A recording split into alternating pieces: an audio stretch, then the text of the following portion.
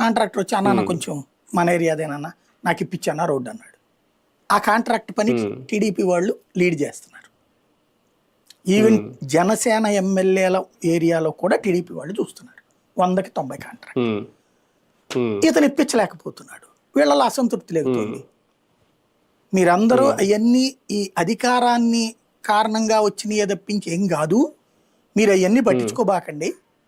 ముందు జగన్ అనేవాడు రాకుండా ఉంటే ఓ 15 ఏళ్ల పాటు మనం వీళ్ళతో కలిసి పని చేద్దాం, వాళ్ళు తింటే తినేయండి, వాళ్ళని లీడ్ వదిలేద్దాం, మనం ఇంతకు ముందుతో పోల్చుకుంటే ఎదిగాం కదా, అది గుర్తుపెట్టుకోండి అన్నది పవన్ చెప్పేటటువంటి మాట. అలా కన్విన్స్ చేస్తున్నాడు అనమాట. అది సార్ ఫైనల్గా సభ్యత్వ నమోదుకు సంబంధించి ఆయన ఒక పిలుపునిచ్చారని అనుకోవాలా?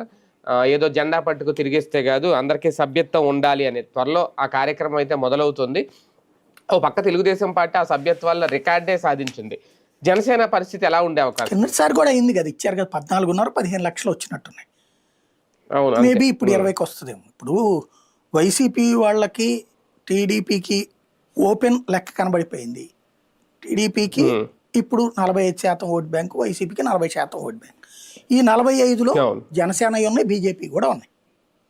ఒరిజినల్ టీడీపీ ఓట్ బ్యాంక్ 40, అటు 40 ఇటు 40, మధ్యలో 20లో కాస్త జనసేన కాస్త బీజేపీ